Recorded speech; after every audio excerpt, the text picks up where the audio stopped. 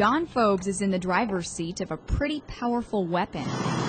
This is really not a truck. This is an 80,000-pound missile. He'll gladly tell you why, but usually not while he's driving. If it were something that I was not this familiar with, because I do deal with this, literally I work with students with this every day, yes, we would not be talking. Because even on the practice course, the CDL instructor with more than 2 decades of trucking under his belt says this conversation, I consider the cones to be a brick wall, is distracting. That's why Phobes doesn't use a cell phone either. But, he says, everybody does it. Everybody does it. Plenty of others do. The NTSB is recommending they don't. Of course, everybody has cell phones, but they're using headsets. While Springfield-based Prime tells its drivers to keep the driving and talking to a minimum, Prime officials say it's tough to regulate.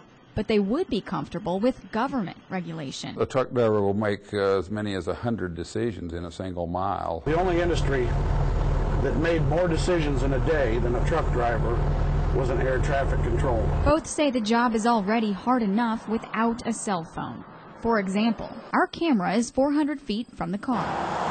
According to Phobes, if a semi-truck is traveling between 55 and 60 miles per hour, it takes a minimum of 400 feet to stop. And that's after the driver has taken 1.5 seconds to analyze the emergent situation and engage the brakes. That's why Phobes always keeps 2 hands on the wheel and a quiet cab.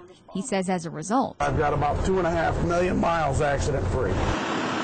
Phobes self-regulates. Common sense should tell you, when you're dealing with people's lives, you need to pay a little bit better attention.